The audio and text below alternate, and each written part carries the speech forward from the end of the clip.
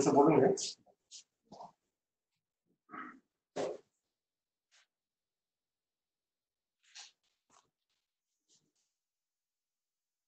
Hello. Morning, ma'am. Morning. Can you hear me? Yes.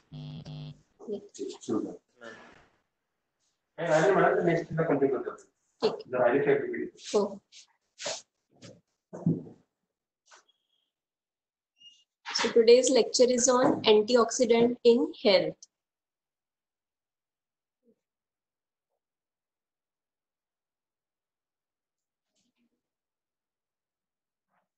What happens in a normal cell? There is an appropriate amount of pro-oxidant and antioxidant balance. So what are these pro-oxidants? They are compounds we can generate the toxic ROS. ROS is a reactive oxygen species.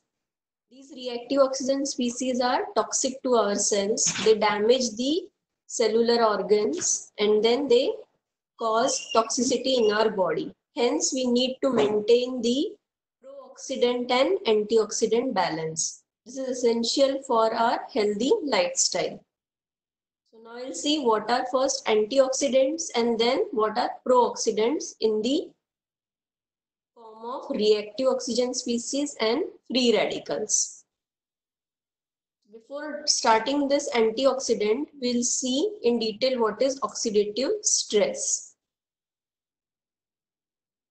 Now you can see here that oxidative stress, it is occurring due to imbalance between antioxidants and ROS. Now if there is increased amount of reactive oxygen species, they are due to either any viruses, toxins, any drugs, or any food metabolites which are toxic to our body. They will generate this free radicals or reactive oxygen species that will damage our tissue, may cause inflammation, and it may also lead to apoptosis, that is cell death. Now these antioxidants, they are protecting our body or our cells from this reactive oxygen species. These antioxidants, if their level is equal to that of reactive oxygen species, then it can maintain the balance and we will have this less or nil amount of oxidative stress. What are these antioxidants? These are the compounds that protect the body against toxic effect of free radicals.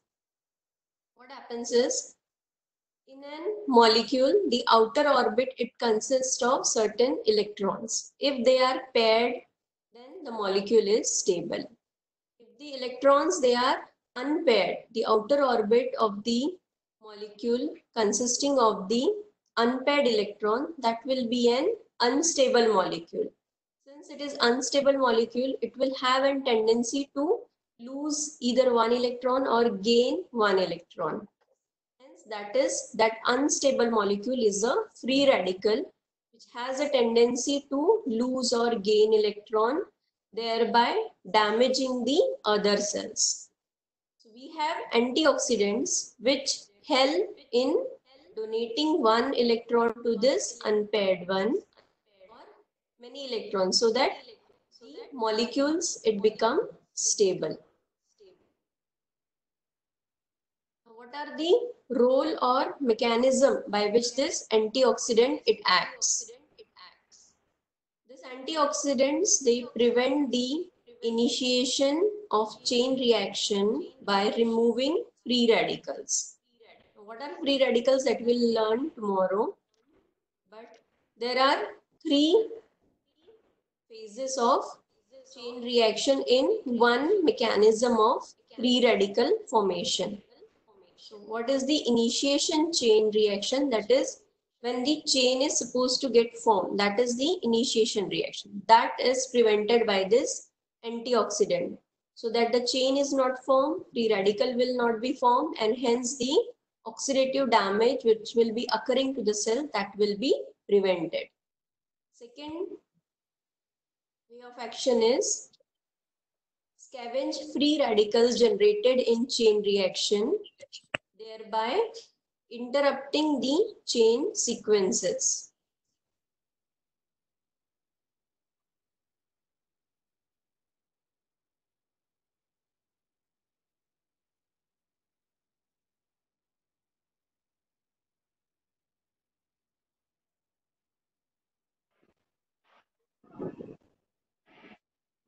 Can you hear me? Yes, ma'am. So second is scavenge free radicals generated in chain reaction, thereby interrupting the chain sequence.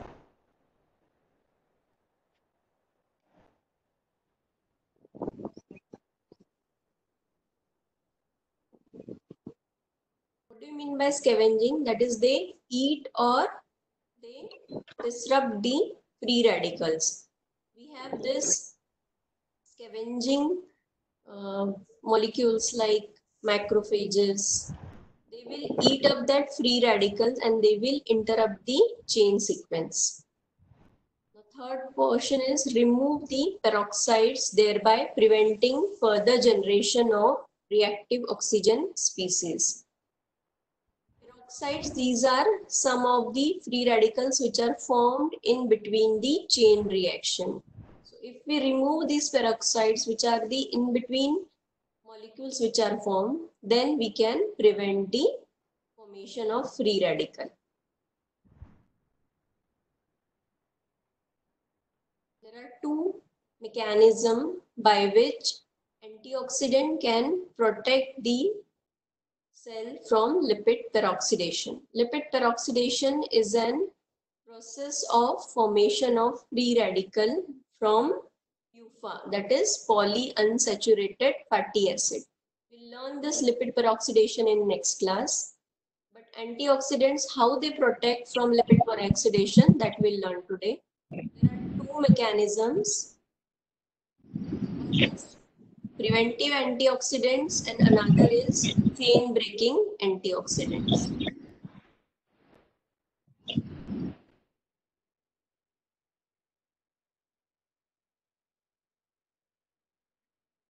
So preventive antioxidants,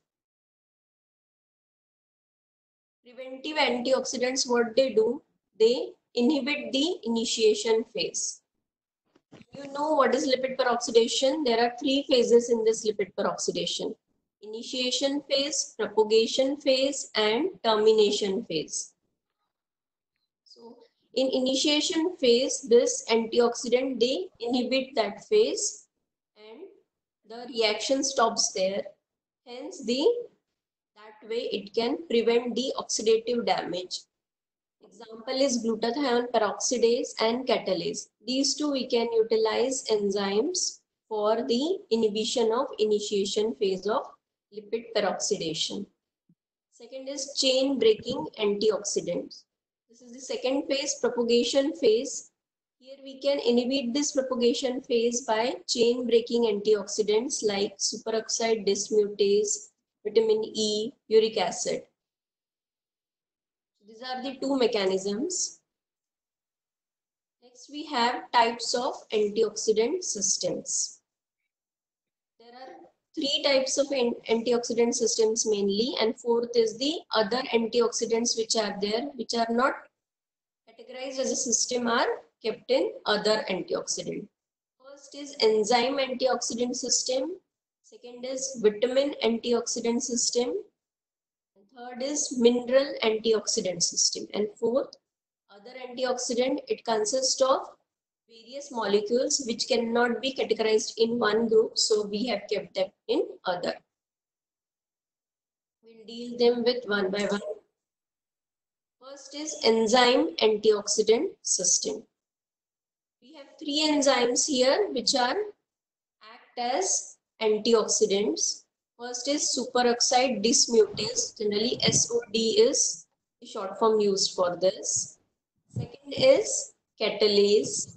Third is glutathione peroxidase and reductase. Now this superoxide dismutase, SOD, it occurs in two forms or two isomers, you can say. First one is SOD1, second is SOD2. SOD1, that is superoxide dismutase 1, it is an cytosolic copper containing and zinc containing enzymes. This enzyme, it is activated by two minerals, one is copper and another is zinc. SOD2, that is superoxide dismutase 2, it is an mitrosolic enzyme. SOD1 was cytosolic 1 and SOD2 is an mitochondrial enzyme, which is an manganese containing enzyme. So it is activated by the mineral manganese. What is the role of this SOD? It is acting as a first line of defense to protect the tissues from toxic effect of superoxide radicals. These superoxide radicals, they are free radicals or reactive oxygen species which are damaging the cells of our body. So this SOD, they serve as the first line of defense by acting upon this superoxide radicals. What happens is superoxide radical, this O2 minus dot, this is an superoxide radical. These protons, they act upon the superoxide radical with the help of enzyme superoxide dismutase and form hydrogen peroxide plus oxygen. Hydrogen peroxide is also reactive oxygen species, but it is very less toxic as compared to the free radicals. It does not, this hydrogen peroxide, it does not contain any unpaired electron in its outer orbit. Hence, it is not that much toxic and damageable to the tissues or cells. Next is catalase. This enzyme we utilize in a lot of the metabolic processes occurring in our body. Catalase protects the tissue from toxic effects of H2O2, that is hydrogen peroxide. In earlier slide, I have told that H2O2, though it is a reactive oxygen species, but it is less toxic to our body as compared to other free radicals. Though it is less toxic, but it is causing some amount of toxicity to the body. Hence, this H2O2 is supposed to be removed so that we do not face the toxic effects of hydrogen peroxide. What this catalase does, it decomposes hydrogen peroxide to water and oxygen. It is present in the peroxisomes. Now, this H2O2, which is generated by SOD, that we have learned in our first slide. This is superoxide dismutase. Here, hydrogen peroxide is produced. So this hydrogen peroxide which is produced by SOD, that is further decomposed by the enzyme catalase and it forms water and oxygen. So water is not toxic to our body and oxygen is required for various processes in our body. Hence, this hydrogen peroxide is decomposed to less non-toxic forms by the enzyme catalase. If this hydrogen peroxide is not acted upon by catalase, it is acted upon by Fenton's reaction. It undergoes Fenton's reaction and it forms hydroxyl radical. This is one of the free radical which is toxic to our body and causes cellular damage.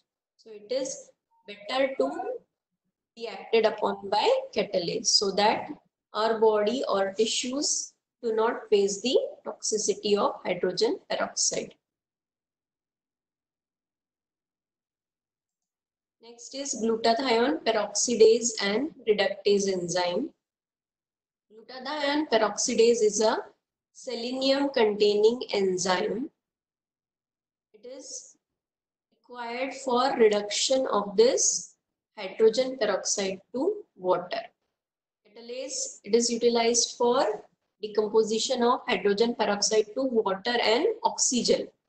But glutathione peroxidase is required for reduction of this hydrogen peroxidase to only water.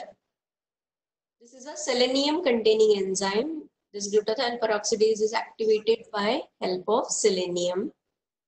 Now, while converting this hydrogen peroxide to water, reduced glutathione, it forms oxidized glutathione.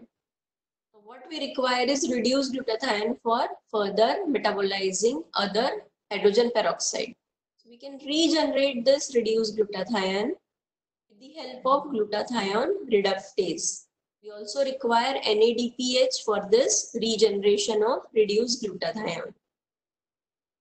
Now this oxidized glutathione along with NADPH acted upon by glutathione reductase, it forms reduced glutathione, which can be utilized for this reduction of hydrogen peroxide to water. Other role of glutathione peroxidase is reduction of this lipid hydroperoxide. This is again an reactive oxygen species which is harmful to our body. So this lipid hydroperoxide is acted upon by glutathione peroxidase, which is a selenium containing enzyme, and reduced glutathione acts upon this and converts it to hydroxy fatty acid, water and oxidized glutathione. These are the two roles of glutathione peroxidase. Now we are finished with enzyme antioxidant system. We'll talk about vitamin antioxidant system. We have 3 vitamins. They act as antioxidant. Tocopherol, that is vitamin E. Then beta carotene, that is vitamin A. And ascorbic acid, that is vitamin C. Vitamin E and vitamin A, they are fat soluble vitamin. And vitamin C, it is an water soluble vitamin. This we have already covered in vitamins. What is the antioxidant properties of these vitamins? But we'll just brief it here. Tocopherol, that is vitamin E. Here you can see a reaction in which lipid peroxide radical, it is acted upon by a reduced form of vitamin E. Now this reduced form of vitamin E, it acts upon lipid peroxide radical and forms tocopheroxy radical. This is the tocopheroxy radical. And the lipid, other part of the lipid is formed. This we have seen here. Lipid hydroperoxide is formed. See? Now this reduced or vitamin E, how it is helpful. Reduced form of vitamin E, it breaks the chain process by reacting with lipid peroxide radical and itself forming a free radical, that is tocopheroxy radical. The reduced form of vitamin E, it breaks the chain process. We'll learn how this chain process it goes on. So breaking the chain process, the further process is not occurring and the free radical which is supposed to be generated, that won't be generated and the chain will be broken down. So breaking the chain, it will help in reducing the toxic effect of free radical. Hence it will act as an antioxidant. Hence it is known as chain breaking antioxidant. This is effective in most of the reactive oxygen species like singlet oxygen, then hydroxy radical and molecules, superoxide anion. This O2 dot is an superoxide anion. This is hydroxy radical. You can see a dot here. It is not only hydroxy group, it is hydroxy radical and singlet oxygen. So this vitamin E is mainly beneficial in reducing the toxic effect of these reactive oxygen species. Other is vitamin C. It acts as a reducing agent in various living tissues, mainly helping in the slow downing the development of heart disease and cancer. What happens is, we have C in vitamin C, various functions of vitamin C are there, starting from tryptophan metabolism to heme synthesis and then transfer of iron. Various functions are there for vitamin C, and it acts as an antioxidant vitamin. Whenever there is patient of heart disorder or cancer or any other disorder, vitamin C is given as an added on prescription so that it reduces the toxicity of the drugs. Toxic drugs can also increase the level of free radicals and cause the oxidative damage. So this vitamin C is an reducing agent type of antioxidant which helps protecting from cellular damage. Last one is beta carotene. It helps in generating the vitamin E from this tocopheroxy radical which is formed, and it permits the vitamin E to act again as an antioxidant. That is, it is regenerating this vitamin E to again act as an antioxidant. This way it can reduce and detoxify the oxygen intermediates in the cell. We've completed here the vitamin or antioxidant system. Now we have mineral antioxidant system. These 4 minerals we have, they act as an antioxidant system like manganese, copper, zinc and selenium. Of this manganese, copper and zinc, they are required along with superoxide dismutase for formation of hydrogen peroxide or reducing the toxic effect of free radicals to hydrogen peroxide. Then selenium, it is required by glutathione peroxidase. With the help of glutathione peroxidase, it acts as an antioxidant system. So these minerals, they do not act alone. They act as a system along with enzymes and vitamins so that they can reduce the toxic effect of free radicals. Now, the other antioxidants, we have list of other antioxidants. Here we have glutathione. Glutathione, it is an thiol tripeptide that consists of glutamyl, cysteine, glycine. This 3 amino acid are there, hence we call it as a tripeptide. It has a thiol group which is free, so it acts as a strong reducing agent in various cells so that it can help the other cells from damage of the free radicals. So this is glutathione. Next is uric acid. It acts as a strong reducing agent, thus preventing the cellular damage. Then bilirubin, it prevents the free fatty acid albumin lipoprotein complex from peroxidation by its antioxidant property. Then we have ceruloplasmin, transferrin and haptoglobin. These are transfer proteins of ceruloplasmin is for copper, transferrin is for iron, and haptoglobin is for hemoglobin. So these proteins, they prevent the peroxidation of those molecules from toxic effect of free radicals. We have lipoic acid.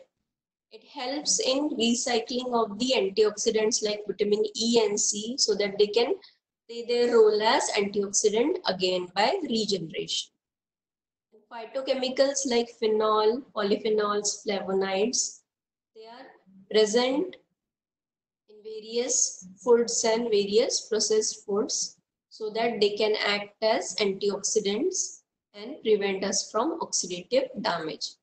Caffeine, it consists of flavonoids that act as a natural antioxidant.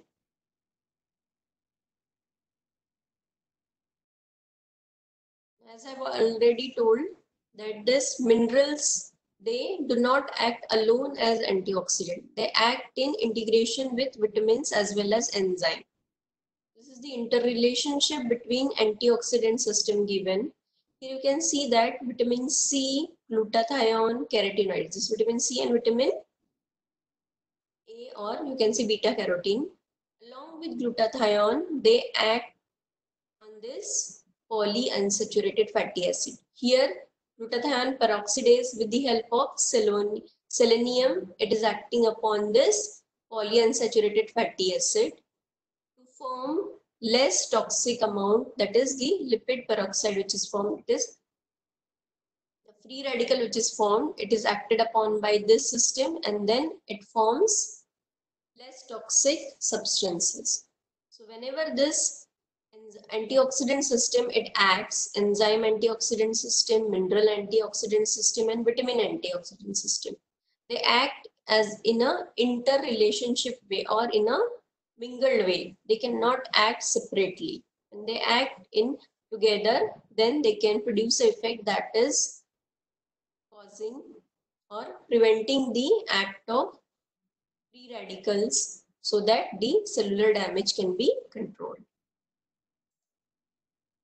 Now we have different antioxidant foods which are there available, so that if we take these antioxidant foods, then it will help us from damage from toxic radicals and their damage, like unprocessed vegetable oils. Soybean oil, rice bran oil, cottonseed oil and sunflower oil.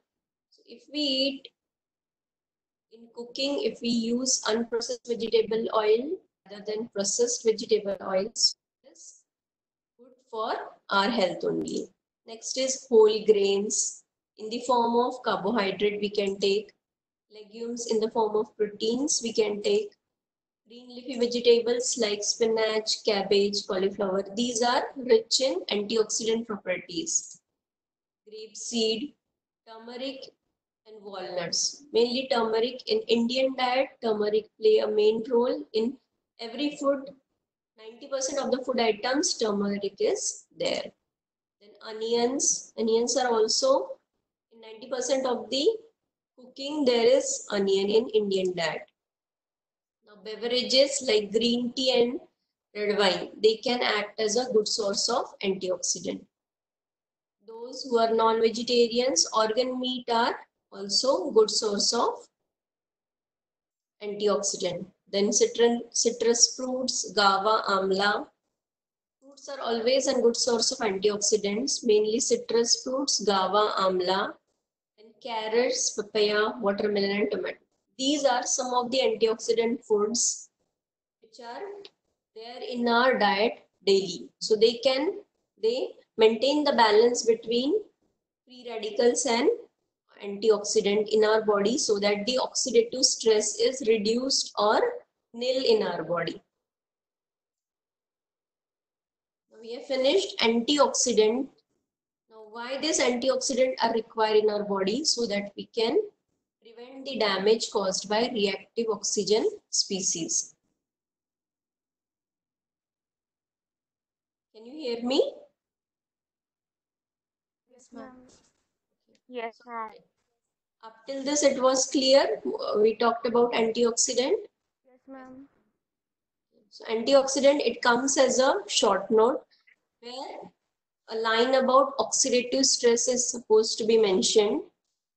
While mentioning oxidative stress, you'll mention that there is an imbalance between antioxidant and pro-oxidants. Hence, there develops an oxidative stress. Then you can write down the definition of antioxidant, the mechanism, then the systems which are acting as antioxidant system, and with example about the antioxidant systems. Now, oxidative stress also comes as a short note. Oxidative stress, you're supposed to write down the definition, and in short, you'll write down about antioxidants and then about reactive oxygen species. So first we'll cover reactive oxygen species, so that what is supposed to be covered in the short note for oxidative stress, that I'll tell in the last. Now, reactive oxygen species. You have learned electron transport chain. There the oxidation reduction reactions are occurring so that Ultimately, what we get in the end is the ATP, or the molecular oxygen and water is formed, the last step, then ATP generation, after that the ATP generation occurs. So the chain of reaction which were occurring there in the oxidative metabolism for formation of water, normally it occurs in the body. But if there is any breakage in the chain, that is if the oxidation reduction reaction it is incomplete. So what will happen? Partial reduction products will be formed. So whatever products will be formed, they will be of partial reduction. So these products, they are highly reactive as well as unstable. If the oxidation metabolism is occurring normally and the reduction is not incomplete, then the products form will be stable. But if the reduction is incomplete, the reduction products will be partial reduction products and they will be highly reactive as well as unstable. So this unstable and highly reactive products, they will damage the cellular organs of our body and it will lead to toxicity. So this potentially dangerous molecules are known as reactive oxygen species. This is the definition, that the potentially dangerous molecules which damages the tissue formed by partial reduction are known as reactive oxygen species. There are 4 types of reactive oxygen species. First is free radical, second is certain ions, third is a combined form of free radical and ion, and fourth is certain highly reactive molecules. We will discuss these one by one. First, we'll start with free radical. Free radical also comes as a short note. I'll cover in last what you are supposed to write down. First, we'll start with the definition. Free radicals are atoms or molecules containing one or more unpaired electrons in the outer orbit. Here you can see there is a healthy atom and free radical is given on the beside this. Free radical, they consist of unpaired electrons in their outer orbit. There may be 1 or 2, 3 unpaired electrons in the outer orbit. So they have this tendency to gain or lose electron. Hence they are unstable. So by definition, they are the atoms or molecules containing 1 or more unpaired electrons in an outer orbit. Features of free radical, we designate them by a superscript dot. Here, if you write down any free radical and a dot is given as in superscript, then it becomes a free radical. For example, hydroxy radical OH, and on the superscript of H will give a dot, that will become your hydroxy radical. They are highly reactive species since they are unstable, hence they are highly reactive species. They have a tendency either to lose or gain an electron, thereby acting as an reducing or oxidizing agent. Since the outer orbit, it consists of unpaired electron, hence they will have this tendency to lose or gain electron. By losing or gaining electron, they'll act as reducing or oxidizing agents. They are capable of independent existence. They do not require other enzymes or any coenzymes to be stable since they are unstable. So they can be existing as they are. Example we have quoted is hydroxy radical. Here you can see there is one dot over H, that is, this is over H, there is an superscript dot. This is hydroxy radical. Then we have hydroperoxy radical, HOO dot. Then lipid peroxide radical is there. Then nitric oxide is there. Nitric oxide, though it is an reactive oxygen species, but it has some beneficial effect also along with some damaging effect that we'll see later. Now certain ions like hypochlorite ion, these ions, they are not free radical, but they are reactive oxygen species which are less toxic to our body as compared to free radical. Third one was a combined form of free radical and ion. So this superoxide anion, it acts as a combined form of free radical and ion. This is also less toxic as compared to free radical. Fourth one is certain highly reactive molecules. These certain highly reactive molecules, they do not contain an unpaired electron in their outer orbit. Hence, they are different from free radicals, but they are reactive oxygen species since they are somewhat toxic to our body. The example is singlet oxygen and hydrogen peroxide. Hydrogen peroxide we have seen in antioxidant that they are formed from by the action of SOD. They are less toxic to our body, but they are not free radicals. This is always asked in Viva. Is there a difference between free radical and reactive oxygen species? Or are all free radical reactive oxygen species? No. Some free radicals are reactive oxygen species and all the reactive oxygen species are not free radical. Is it clear?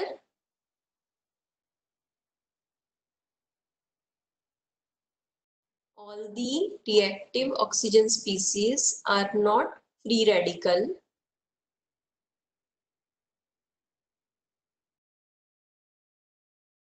Some of the free radicals are reactive oxygen species. Okay.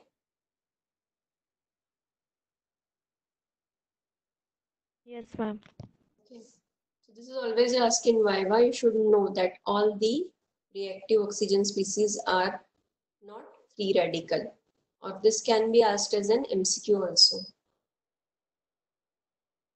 Now, some of the reactive oxygen species, they provide an defense against the invading microorganisms.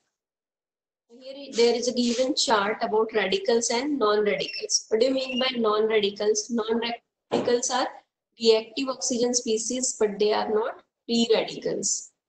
Okay. So some examples they have quoted like hydrogen peroxide, we have already talked, then ozone and hypochlorous acid. Here in the last slide, hypochlorite ion. They are certain ion, they are not free radicals. And these three radicals they have quoted, superoxide, hydroxy radical and methoxy group. These are free radicals and more we have quoted in the 2 slides before. Okay. So there is a difference between reactive oxygen species and free radical. Some free radicals are reactive oxygen species, but not all. Always remember this. Then how this reactive oxygen species are formed, what is the sources or how they are generated. There are 3 methods by which the reactive oxygen species are generated and other methods we have categorized in other sources. First is respiratory chain, second is respiratory burst, third is lipid peroxidation, and fourth is other sources. So respiratory burst is a short note, then lipid peroxidation is again a short note. So we'll first start with respiratory chain. So in electron transport chain, there is oxidation reactions occurring. So these require the transfer of electrons as well as protons. When the electron transfer is there, they are accepted by either NAD or FAD. Then the process goes on and the oxidation reactions, they get completed in the electron transport chain.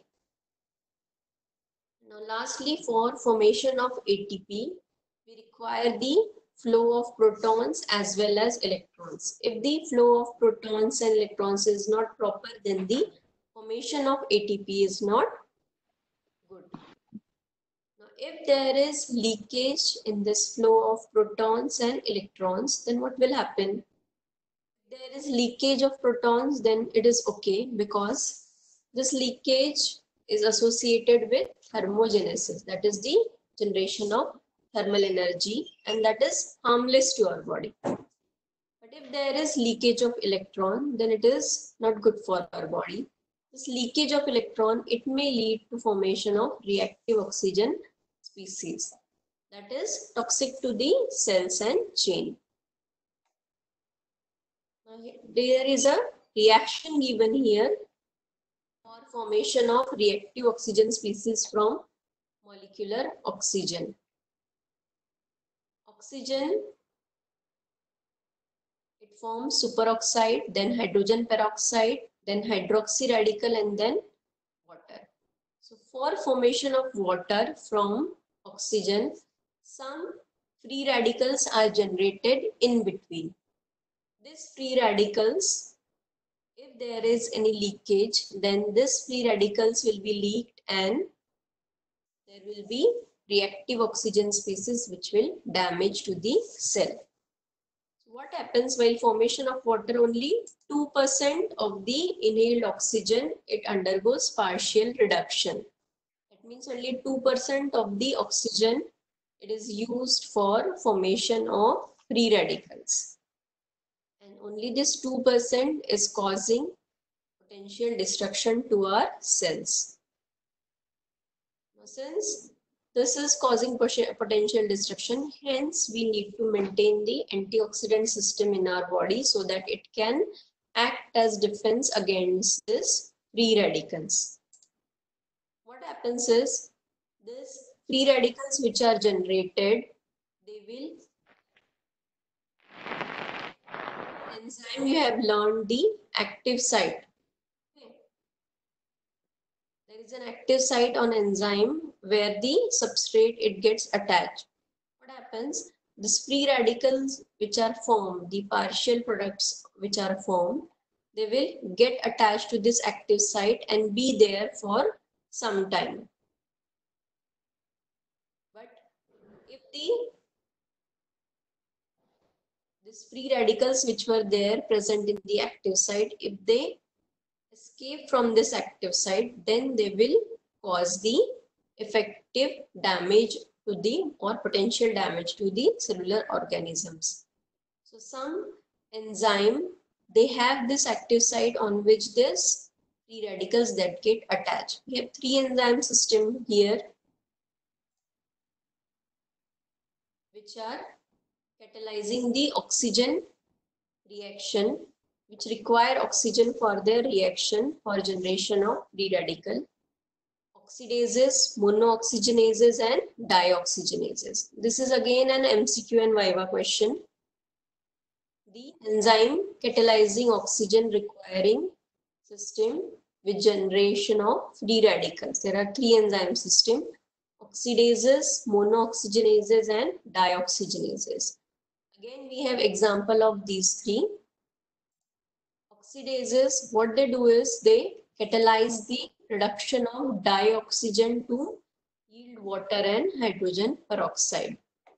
The example is cytochrome oxidase. Again, this is an MCQ as well as Viva question.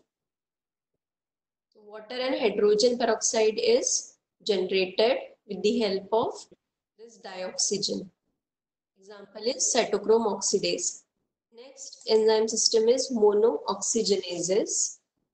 What happen? They will incorporate one atom of the oxygen into the substrate and other will be reduced to water. So it divides the system. Hence, it is given the name monooxygenase. That is, it utilizes only one oxygen for for formation of the substrate, and other it forms water. Example is cytochrome P450 enzyme complex. This is again an MCQ and Viva question. And third is dioxygenases. These enzymes, they incorporate both atoms of oxygen into the substrate to form derivatives of hydroxyl and peroxy radicals.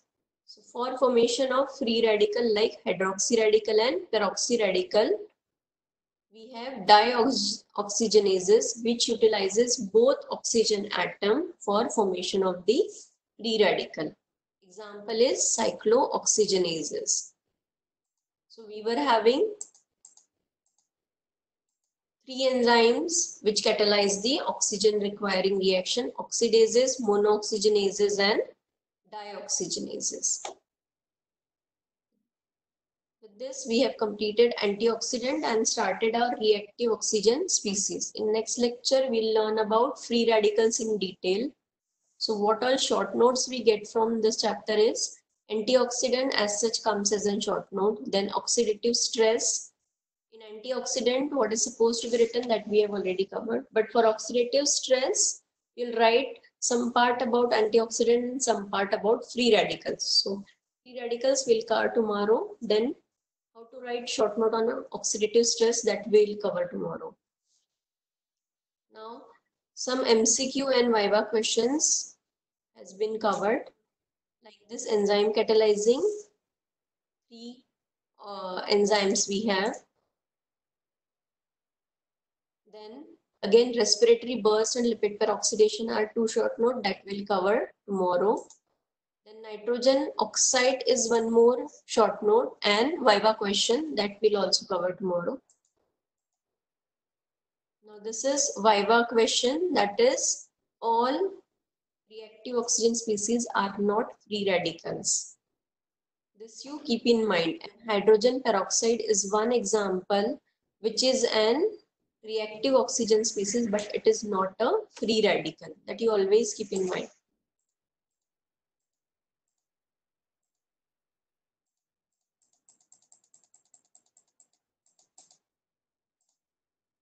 Now, while writing the short note, it is not necessary that you will write this interrelationship between antioxidant system.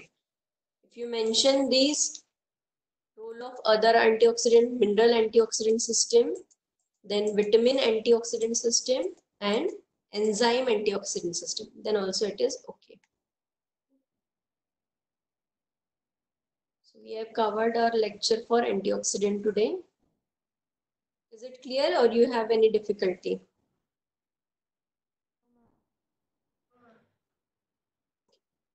Thank you. Thank you, ma'am. Thank you, ma'am. Thank you, ma'am. Thank